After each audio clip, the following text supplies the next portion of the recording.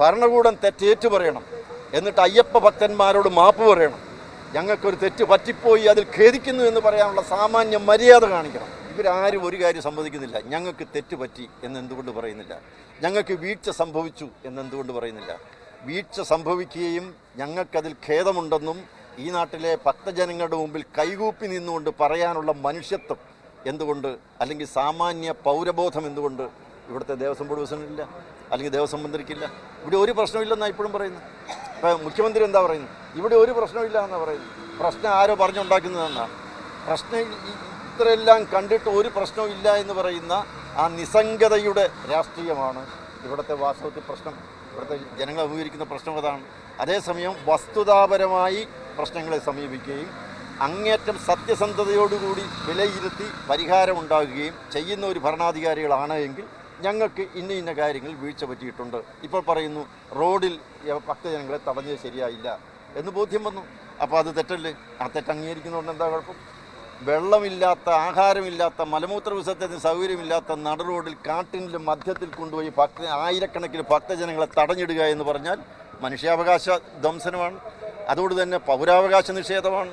ഒരു മനുഷ്യന് ജീവിക്കാനുള്ള അവൻ്റെ ഭരണഘടനാദത്തമായ അവകാശങ്ങളിലുള്ള കയ്യേറ്റമാണ്. ഇത് അംഗീകരിച്ചുകൊണ്ട് ഞങ്ങൾക്ക് തെറ്റ് പറ്റിയെന്നല്ലേ പറയേണ്ടത്? പക്ഷേ ഇവിടെ ദേവസ്വം മന്ത്രി പറയുന്ന ഒരു പ്രശ്നമില്ലെന്ന്. മറ്റാരോ പ്രശ്നം ഉണ്ടാക്കാൻ, ഞങ്ങളാരോ പ്രശ്നം ഉണ്ടാക്കാൻ ഇവിടെ വരുന്നു? ഒരു പ്രശ്നം ഉണ്ടാക്കാൻ പറ്റുന്നില്ലല്ലോ. ഇവിടെ ശബരിമലയ്ക്ക് വേണ്ടി പോരാട്ടങ്ങൾ നടത്തിയിട്ടുള്ളവരാണ്. ശബരിമലയ്ക്ക് സ്ഥലം കിട്ടാൻ വേണ്ടി നിയമയുദ്ധങ്ങൾ നടത്തിയിട്ടുള്ളവരാണ്. ഇന്നും ഞാൻ പറയുന്നു, ജോയിൻറ്റ് സർവേ നടന്നിട്ടുണ്ട്. ഈ നിലയ്ക്കലിനും അതുപോലെ തന്നെ പമ്പയ്ക്കും ശബരിമലയ്ക്കും എത്രയോ ഏക്കർ കണക്കിന് ഭൂമി അന്യാധീനപ്പെട്ടു പോയിട്ടുണ്ട്. അത് എന്താ വീണ്ടെടുക്കാത്തത്? എന്താണ്? പമ്പയിൽ എന്തുകൊണ്ട് പാർക്കിംഗ് അനുവദിക്കുന്നില്ല? പമ്പയിൽ 50 ഏക്കറോളം ഭൂമി ഉണ്ട്. ജോയിൻറ്റ് സർവേയിൽ അളന്ന് തിട്ടപ്പെടുത്തി അഡ്വക്കേറ്റ് കമ്മീഷണർ സ്ഥലത്ത് വന്ന് സർവേ ഡിപ്പാർട്ട്മെൻറ്റും ദേവസ്വവും വനം വകുപ്പും എല്ലാവരും കൂടി അളന്ന് തിട്ടപ്പെടുത്തി ഇട്ടിട്ടുണ്ട്. എന്താ അത് ഉപയോഗിച്ചാൽ എന്താ കുഴപ്പം? അത് ഉപയോഗിക്കാതെ കുറ്റം വേറെ ഇത് തെറ്റ് ചെയ്തു എന്ന് പറയുന്ന ആളുകളോട് അരിശം തീർക്കുന്നതിനാണ്. അതുകൊണ്ട് പമ്പയിൽ ഈ കാറുകൾ പാർക്ക് ചെയ്യാൻ, വാഹനങ്ങൾ പാർക്ക് ചെയ്യാൻ അനുവദിക്കണം. അതാണ് ഈ പ്രശ്നത്തിന് ഒരു പരിഹാരം. പമ്പയിൽ അത് അനുവദിച്ചു കഴിഞ്ഞാൽ ഏതാണ്ട് 6000-ഓളം വാഹനങ്ങൾക്ക് അവിടെ പാർക്ക് ചെയ്യാൻ സാധിക്കും. പ്രശ്നങ്ങൾ പരിഹരിക്കാൻ സാധിക്കും. ഇവിടുത്തെ എല്ലാവിധ പ്രശ്നങ്ങൾക്കും പരിഹാരം ഉണ്ടാകും. അതുപോലെ തന്നെ ഏതാണ്ട് 300-ഓളം ഏക്കർ വരുന്ന ഈ സ്ഥലത്തിലെ ഓരോ ഇഞ്ച് ഭൂമിയും പ്രയോജനപ്പെടുത്തണം. അങ്ങനെ പ്രയോജനപ്പെടുത്തി കഴിഞ്ഞാൽ ഇവിടുത്തെ പ്രശ്നങ്ങൾ തീരും. ഇനി രണ്ടാമത്, ഇവിടെ എത്തുന്ന ഭക്തജനങ്ങൾക്ക് ആവശ്യമായിട്ടുള്ള ഭക്ഷണം കൊടുക്കണം. എന്തുകൊണ്ട് ഭക്ഷണം കൊടുക്കാൻ ഇവിടുത്തെ സേവന സന്നദ്ധ സംഘടനകളെ അനുവദിക്കുന്നില്ല? എന്തുകൊണ്ട് അയ്യപ്പ സേവാ സംഘത്തെ അനുവദിക്കുന്നില്ല? ഇതുപോലുള്ള നിരവധി ട്രസ്റ്റുകൾ, ശബരിമല അയ്യപ്പ സേവാ സമാജം പോലെയുള്ള ട്രസ്റ്റുകൾ കോടതിയെ സമീപിച്ചപ്പോൾ അന്നദാനം അനുവദിക്കില്ല എന്ന് പറയുന്നത് ദേവസ്വം ബോർഡാണ്, ഗവൺമെൻറ്റാണ്. കാരണം എന്താ? വൻകിട ഹോട്ടൽ ലോബികളാണ് ഇതിൻ്റെ പിന്നിൽ. വൻകിട ആളുകൾ ലാഭമുണ്ടാക്കാൻ വേണ്ടി, കൊള്ളലാഭമുണ്ടാക്കാൻ വേണ്ടി അയ്യപ്പന്മാരെ ചൂഷണം ചെയ്ത് പണമുണ്ടാക്കാൻ ശ്രമിക്കുന്നവർ, അവരാണ് ഈ അന്നദാനത്തിന് എതിർത്ത് നിൽക്കുന്നത്. അവരുടെ സമ്മർദ്ദത്തിന് വഴങ്ങുന്ന ദേവസ്വം മന്ത്രിയും ദേവസ്വം ബോർഡ് പ്രസിഡൻറ്റും ഒക്കെയാണ് ഇതിന് സമാധാനം പറയേണ്ടത്. എന്തുകൊണ്ട് അനുവദിക്കുന്നില്ല? അല്ലെങ്കിൽ കാട്ടിൽ പിടിച്ചിടുന്ന സന്ദർഭത്തിൽ അതിനു മുമ്പ് അവിടെ വെള്ളം കൊടുക്കാൻ തയ്യാറുള്ളവരുണ്ടോ? ഭക്ഷണം കൊടുക്കാൻ തയ്യാറുള്ളവരുണ്ടോ? അന്വേഷിച്ചിട്ടുണ്ടോ ഇന്നുവരെ? അപ്പം ഇവിടെ മനുഷ്യത്വപൂർണമായ സമീപനം ആണ് ആവശ്യം. മനുഷ്യത്വമാണ് ഇവിടെ കൊല ചെയ്യപ്പെടുന്നത്, കുരുതി ചെയ്യപ്പെടുന്നത്.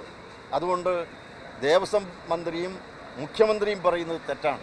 മുഖ്യമന്ത്രി പറയുന്നത് വളരെ പെട്ടെന്ന് ആളുകൾ ഇവിടെ എത്തിച്ചേർന്നതുകൊണ്ടുണ്ടായ ഒരു പ്രശ്നമാണ്. അത് സാരമില്ല. ഇതിനെ എന്തിനാണ് നിസ്സാരവൽക്കരിക്കുന്നത്? പ്രശ്നങ്ങളെ തമസ്കരിക്കുന്നത് എന്തിനാണ്? പ്രശ്നങ്ങളെ പ്രശ്നങ്ങളായിട്ട് തന്നെ കാണണം. ഇവിടെ എത്ര ലക്ഷക്കണക്കിന് ആളുകൾ വന്നാലും അതിനെ ഉൾക്കൊള്ളാനുള്ള ശേഷി ഇവിടെ നിലയ്ക്കലിനുണ്ട്. പക്ഷേ തയ്യാറെടുപ്പുകൾ ആവശ്യമാണ്. ശബരിമല നട തുറന്നു കഴിഞ്ഞാൽ അയ്യപ്പന്മാരിവിടെ വരും എന്ന് അറിയാൻ ഉള്ള സാമാന്യ ബോധം ഈ ഭരിക്കുന്നവർക്കില്ലേ? അതുകൊണ്ട് പെട്ടെന്ന് ആളുകൾ വന്നു എന്ന് പറയുന്നതിൽ എന്താർത്ഥം? അയ്യപ്പന്മാർ മാലയിടുന്നത് ക്ഷേത്രത്തിൽ വരാനാണ്, ദർശനം നടത്താനാണ്. അത് അവരുടെ മൗലികാവകാശമാണ്. ആ മൗലികമായ അവരുടെ ഭരണഘടനാദത്തമായ അവകാശം എന്തിന് നിഷേധിക്കണം? ഒരയ്യപ്പൻ പോലും കണ്ണുനീർത്തുള്ളികൾ വീഴ്ത്തി ഈ മണ്ണിൽ വീഴാൻ ഇടവരുതരുത്. ഇവിടെ വന്നപ്പോൾ എത്ര ഭക്തജനങ്ങളാണ് മാറത്ത് കൈയടിച്ച് നിലവിളിച്ചുകൊണ്ട്, എത്ര അമ്മമാരാണ് വർത്തമാനം പറയുന്നത്. ഇവിടെ സ്ത്രീകളും കുട്ടികളും കൂടിയതുകൊണ്ടാണ് ഈ സംഭവം ഉണ്ടായതെന്ന് പറയുന്നത്. ഇവിടെ സ്ത്രീകളും കുട്ടികളും പണ്ടും വന്നിട്ടുണ്ട്. ഇവിടെ മണികണ്ഠന്മാരും അതുപോലെ മാളികപ്പുറങ്ങളും ശബരിമല ക്ഷേത്രത്തിൽ ഇതിനു മുമ്പും വന്നിട്ടുണ്ട്. 30% വന്നിട്ടുണ്ട്. കണക്കുകൾ പരിശോധിക്കട്ടെ. അതുകൊണ്ടാണ് മുൻ ദേവസ്വം ബോർഡ് പ്രസിഡന്റുമാരും മുൻ DGPമാരും പോലീസ് ഉദ്യോഗസ്ഥന്മാരും പറയുന്നത് എന്താണ്? അവർ പറയുന്നത് ഇതിനേക്കാളൊക്കെ ആളുകൾ കൂടിയ സന്ദർഭത്തിൽ ഒരു പ്രശ്നവും കൂടാതെ 18-ാം പടിയിൽ ആളുകളെ കയറ്റിയിട്ടുണ്ട്. 90 പേരെ, 100 പേരെ, 110 പേരെ കയറ്റിയിട്ടുള്ള സന്ദർഭങ്ങൾ അത് അവരാ പറയുന്നത്. മുൻ ദേവസ്വം ബോർഡ് പ്രസിഡന്റ് അനന്തഗോപൻ പറയുന്നു. മുൻ ദേവസ്വം ബോർഡ് പ്രസിഡന്റ് ഇവിടെ നിൽക്കുന്നു, അദ്ദേഹവും പറയുന്നു. അനുഭവ സമ്പന്നരായിട്ടുള്ള ആളുകൾ പറയുന്നത് കേൾക്കണ്ടേ? അപ്പോൾ തെറ്റാരുടെ ഭാഗത്തു നിന്നാണ്. തെറ്റ് ഈ ഭരണകൂടത്തിൻ്റെതാണ്. ഭരണകൂടം തെറ്റേറ്റു പറയണം, എന്നിട്ട് അയ്യപ്പ ഭക്തന്മാരോട് മാപ്പ് പറയണം. ഞങ്ങൾക്കൊരു തെറ്റ് പറ്റിപ്പോയി, അതിൽ ഖേദിക്കുന്നു എന്ന് പറയാനുള്ള സാമാന്യ മര്യാദ കാണിക്കണം. അല്ലാതെ എന്നെപ്പോലെ മറ്റുള്ളവർ ഈ പ്രശ്നങ്ങൾ പറയുന്നവരുടെ നേരെ വിരൽ ചൂണ്ടിക്കൊണ്ട് കുറ്റവാളികളെപ്പോലെ വിചാരണ ചെയ്യരുത്. അങ്ങനെ ചെയ്താൽ അയ്യപ്പ ഭക്തന്മാർ അത് സഹിക്കില്ല, ക്ഷമിക്കില്ല, പൊറുക്കില്ല.